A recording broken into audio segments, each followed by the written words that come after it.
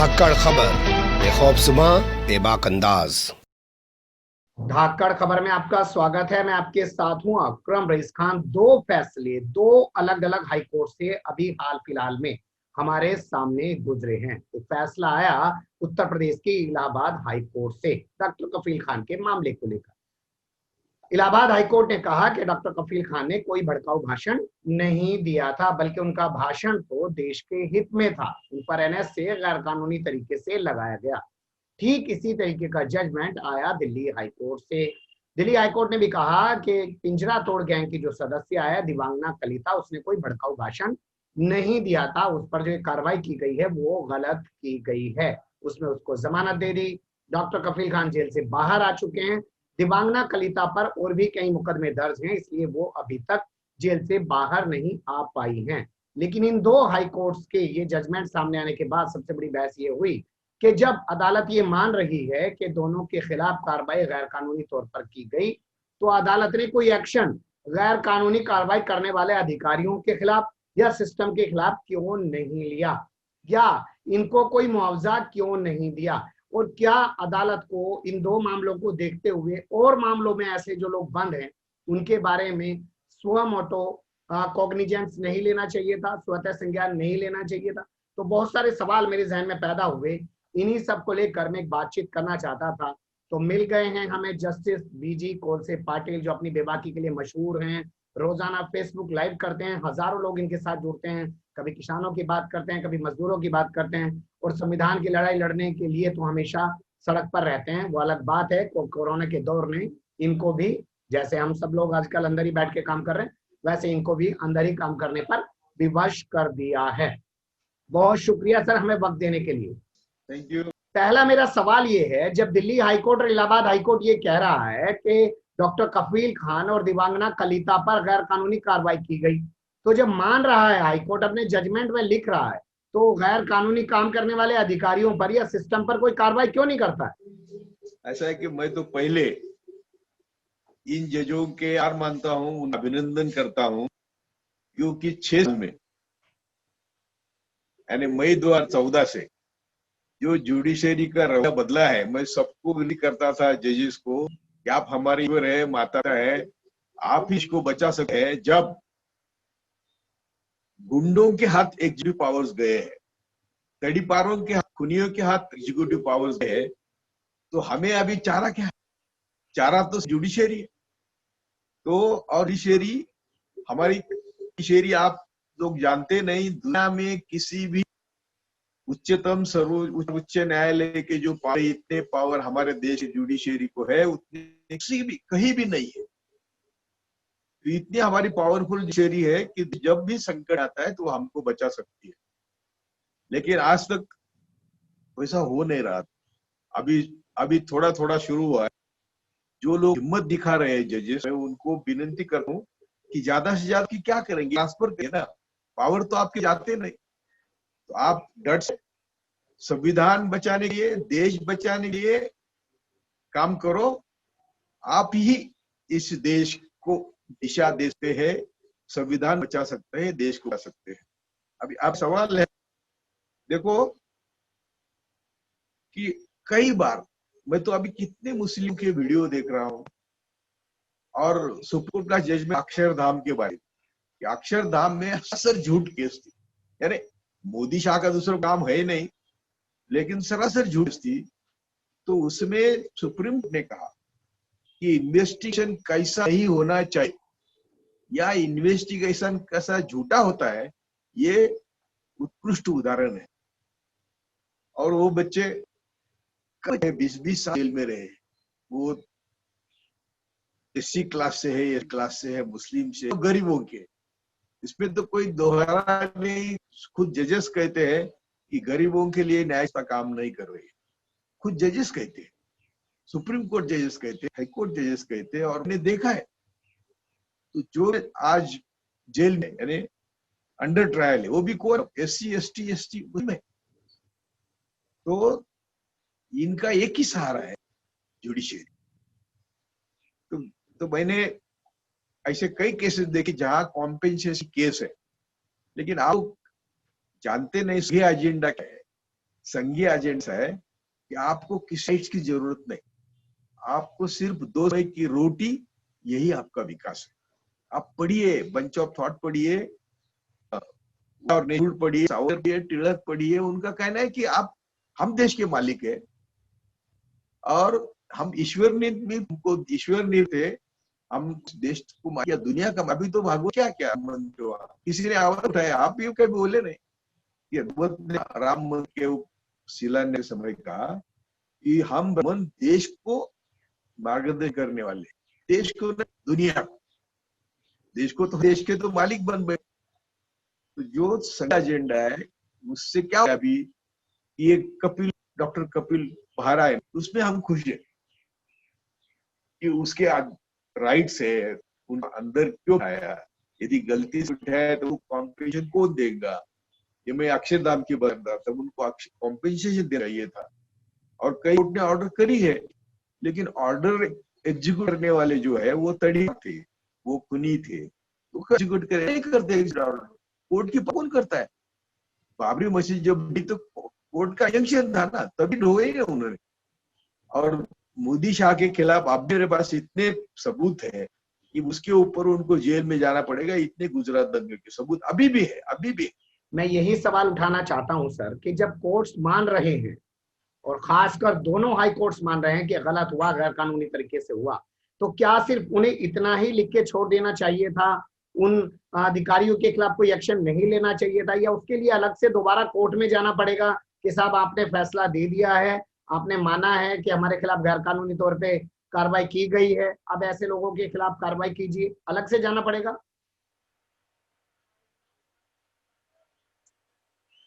नहीं, अभी जजमेंट में क्या लिखा मालूम नहीं, लेकिन जो भी लिखा है वो तक भी पुलिस ऑफिसर के खिलाफ एक्शन लेना जायज है। लेगा कौन? ये हमारे नुकसान हुआ को बिना कारण किया था तो कॉम्पेंसेशन चाहिए, इसलिए लोग में भी सकते हैं। कोर्ट इतने जिंदा है आज, वो जाने का भी डर है कोर्ट में। कोर्ट में आदमी कब जाता है, इसको बोलते हैं ना, मरता क्या नहीं करता, तब आदमी कोर्ट जाता है। कोर्ट के लिए अभी सभी ने कहा इतने पैसे लगते हैं, बड़े बड़े वकील देने पड़ते हैं, जो करना होता है ये प्रोसीजर इतनी। मैं खुद मुझे ड्रैग बिना मैं कभी कोर्ट नहीं जाऊंगा। मेरा कितना भी नुकसान हुआ तो मैं कोर्ट में जाऊंगा, ये मेरा हुआ है। सिर्फ अरेस्ट किया और मेरे ऊपर क्रिमिनल केसेस डाले तो मुझे कोर्ट में जाना पड़ेगा, बाकी मैं मेरे खुद से कोई कोर्ट नहीं जाऊंगा। इतना कोर्ट में जाना डिफिकल्ट, कठिन है, डिफिकल्ट है। और कभी कभी कोर्ट का क्या होता है, अच्छे कोर्ट है लेकिन कोर्ट के सामने जो आए वो जो सब झूठ होता है। अभी हमारे एल्गार परिषद लोग अंदर है, अभी बच्चे अभी आए हुए हैं, हमें 100% मालूम है सब इनोसेंट है, हमारा उनका कोई ताल्लुक नहीं, हम गौरव थे परिषद, तो भी सब अंदर जा, हम भी जैसे राह देख रहे, हमें मरने का और जेल का डर ही नहीं लगता। डर यदि डरता तो मैं आपके साथ क्यों बात करूं जी। तो अभी समय आ गया है। ये कोर्ट ने तो बहुत अच्छा किया, यदि ऐसा काम करेंगे तो मोदी शाह को ब्रेक लगेगा, उनकी जो मनमानी है उसके ऊपर ब्रेक लगेगा। देखो ना, सीएए एनआरसी की मैटर्स पड़ी है, हेबियस कॉर्पस से टॉप मोस्ट प्रायोरिटी होती है। हेबियस कॉर्पस यानी आज फाइल किया आज सुनना, क्योंकि आदमी के स्वतंत्रता की बात होती। कश्मीर के कितने लोग हेबियस कॉर्पस पढ़ा है, सुनते हैं जजेस। सीए एनआरसी का कितना इंपॉर्टेंट पिटीशन है, सुनते नहीं जजेस। तो इतना ही आभार मानो, बाकी ज्यादा अपेक्षा मत करो। कानूनी बहुत अच्छी होती है लेकिन उसका इम्प्लीमेशन, अमल बजाना बहुत मुश्किल है। लेकिन अगर हम चाहें कि हाँ ऐसे गैर कानूनी काम करने वाले अधिकारियों पर, सिस्टम पर कोई एक्शन करे कोर्ट, तो उसकी क्या प्रक्रिया होगी? क्या आप खुद जज रहे हैं, अगर आपके सामने से ऐसे मामले गुजरते तो आप भी सिर्फ ऐसे बोल के रुक जाते या कोई एक्शन लेते?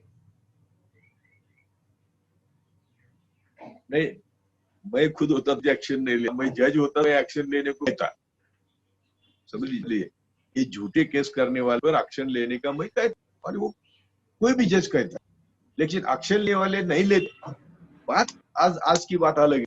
आज की बात कोर्ट ने इतना किया ना, उसमें यानी उन्होंने जो हमारी साइकोलॉजी बनाई है कि आपको सिर्फ 2 समय की रोटी का विकास है, इसमें हम खुश है। 100 करोड़ को 5 किलो दे रहे हैं ना, इसमें बस कोई भी उत्पत्ति आज देश का पूंजी 5 लाख करोड़ देश चला सकता है कि तुम सबको 2 समय की दे दो, सबको मनरेगा में सर्विस दे दो, उसमें सबको ज्यादा से ज्यादा 5 रुपए लगेंगे, 5 लाख करोड़ रुपए लगेंगे, बाकी वो सब देश के लेंगे। और चाहिए है अभी चल रहा है। आपने देखा होगा कि हाई कोर्ट जो है वो ज्यादा अच्छा काम करते हुए दिखाई दे रहे हैं सुप्रीम कोर्ट के मुकाबले। चाहे बॉम्बे हाई कोर्ट को ले लीजिए, चाहे पटना हाई कोर्ट को ले लीजिए, इलाहाबाद हाई कोर्ट या दिल्ली हाई कोर्ट को ले लीजिए, वो ज्यादा बेहतर काम कर रहे हैं। सुप्रीम कोर्ट उतना अच्छा काम करते हुए क्यों नहीं दिखाई दे रहा है सर? यही तो सब दुख है ना आज। अरे जब करोड़ों लोग पैदल चल रहे थे, हमारे माँ भाई रास्ते पर डिलीवरी करके वही ब्लड लेके चल रहे थे, खून लेके चल रहे थे, तो भी सुप्रीम ने कुछ नहीं किया। जब हाईकोर्ट जज ने कहा कि हमको रोना आ रहा है, उसके बाद सुप्रीम कोर्ट कुछ थोड़ा किया, जब तक सब घर पहुंचे थे जी। लेकिन हमें उम्मीद है कि हमारे जैसे लोग बोलेंगे तो सुप्रीम कोर्ट और जजेस भी अभी देखेंगे कि देश हालत बहुत बुरी है, उनके सिवाय देश को चारा नहीं है। इसीलिए हम बार बार विनती करते हैं जजेस को, वो देश को बदल सकते हैं, वो देश दिशा दे सकते हैं। और हमारे जैसे एक्टिविस्ट तो ईश्वर है जजेस। एक सवाल यहाँ ये भी बताइए, अगर लोग जैसे आपने कहा कि मैं कोर्ट नहीं जाना चाहता, अगर ऐसी बातें आम धारणा बन जाएंगी और लोगों को लगेगा कि कोर्ट जाके भी इंसाफ नहीं मिलेगा, तो कहीं ना कहीं हमारा जुडिशरी सिस्टम कमजोर होगा। जो हमारे जज हैं वो ये महसूस करने लग जाएंगे कि जनता उन पे भरोसा नहीं करती है, तो क्यों वो जनता के लिए कुछ करें, वो सरकार के लिए कुछ करें। वही तो मैं कह रहा हूँ, मैं तो उनको एहसास दिला रहा हूँ कि हमारा इंप्रेशन क्या है जुडिशरी के बारे में। सामने मैं तो हाईकोर्ट जज भी मैं कहता हूँ कि मैं खुद के लिए मैं कितना भी डूबा, फाइनेंशियली डूबा, कुछ भी हो, मैं कोर्ट में नहीं जाऊंगा। मेरा किसी ने आप किया, मैं कोर्ट में नहीं जाऊंगा, क्योंकि वो प्रोसीजर मुझे मालूम है और वो प्रोसीजर से मैं जाना चाहता। एक बात है, लेकिन इससे हम कोर्ट क्या इशारा दे रहे हैं कि तू हमारे ईश्वर है, तुम बदले तो जिंदा रह सकते हैं, यही इशारा। हम क्या कोर्ट बदनामी नहीं कर रहे। कोर्ट एक ऐसी इंस्टीट्यूट है जो सबके लिए है, और जज को समझना चाहिए उनकी सैलरी अंबानी आधे देता है, सामान्य आदमी है जो अप्रत्यक्ष कर जिसको वो इनडायरेक्ट है, उससे सबकी सैलरी जाती है। पीएम की भी आज पीएम दिन खुद के सिक्योरिटी पर 1 करोड़ 62 लाख खर्च कर रहा है, मेकर 15 लाख महीना खर्च कर रहा है, उसकी जाहिरात करने के लिए हर में 3 लाख रुपए खर्च कर रहा है। कौन बचाएगा देश को? देश को कैसे बचाएंगे हम लोग? और ये जो आप सब पड़ोसी देश हम खिलाफ गए, इनकी भाषा कि पाकिस्तान को उसके भाषा में जवाब देंगे, चाइना को लाल दिखाए। अभी तो तुम बिल में गए, बिल में तुम तो छुपा है, अभी बात ही नहीं करता। चाइना तो सब लेके हमारे विधि पे बैठे हैं चाइना। यदि हमको सही मायने में हम सब भारत मोदी के साथ यदि वो लड़ता है, लेकिन उसकी क्या चाल है वो समझ में नहीं आती। हम पाकिस्तान के साथ भी लड़ने जा रहे हैं, चाइना के साथ भी लड़ने जा रहे हैं, खुद बॉर्डर पे जाने को, क्योंकि मुझे क्या करना है अभी, देश की लड़ाई करना है। ये लड़ाई नहीं करते हैं, कौन जाए खेतों में और बॉर्डर पे, हम सब किसान है। मोदी का बच्चा है क्या भागवत का बच्चा है वो उधर गया। ये सब जो चल रहा है वो हमारे गरीबों के साथ खेल चल रहा है। और आपने अभी तुमने आप लोगों को, आप लोग काय पत्रिका करते हैं, ये शस्त्रास्त्र, ये सबसे बड़ा धंधा है अभी शस्त्रास्त्र खरीद। मोदी ने मनमोहन सिंह से भी कम से कम मेरे ख्याल से 1 करोड़ ज्यादा शस्त्रास्त्र खरीदी कभी 6 महीने में। और ये एक बड़ा व्यापार है, सभी देश की इकोनॉमी हमारे ऊपर चल रही है। हम भिखारी हो गए और हमारे सब पैसे बाहर गए ये शस्त्रास्त्र खरीदी करने, तो हमारा बहुत बर्बादी हो गई है। ये बर्बादी 50 साल में हम कॉम्पेंसेट नहीं कर सकते। 50 साल में भी देश की इस बर्बादी की भरपाई नहीं की जा सकती है जो इन्होंने देश को बर्बाद कर दिया, ये आप कह रहे हैं। लेकिन फिर भी मैं अपने मुद्दे पे ही रहना चाहता हूं क्योंकि बातचीत बहुत लंबी हो जाएगी और फिर आपसे मैं जुड़ूंगा और अलग मुद्दों पे बात करूंगा। मेरा कहना ये, बार बार ऐसे फैसले आते हैं आतंकवाद के मामले में हो या जो अभी डॉक्टर कफील और देवांगना कलिता वाला मामला हो, कि हम जुडिशरी मानती है कि इनके साथ गलत हुआ, इतने साल तक इनको जेल में रखा गया, गलत है, तो वो खुद तो कुछ करती नहीं है। कम से कम हमें तमाम केसों को उठाकर, तमाम मुकदमों को उठाकर सुप्रीम कोर्ट के सामने नहीं जाना चाहिए, उसे एहसास नहीं दिलाना चाहिए कि आप ही के दिए हुए जजमेंट हैं, आप क्यों नहीं कोई एक्शन लेते हो, क्यों नहीं इन काले कानूनों को खत्म करते हो जिनके जरिए लोगों को जेल में रखा जाता है।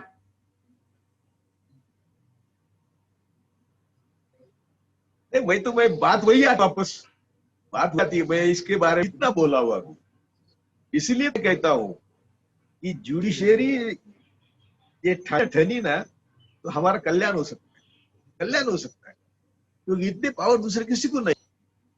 तो हमारा कल्याण जुडिशरी में आज, बस इतना। मैं बाकी कुछ बोलना चाहता। और ऐसे आप बोल, ऐसे मेरे पास सैकड़ों उदाहरण है कि जिनको कॉम्पेंसेशन ना चाहिए, और वो सब कौन है? एससी, एसटी, मुस्लिम और सभी जाति धर्म के लोग हैं जिनको कॉम्पेंसेशन मिलना चाहिए।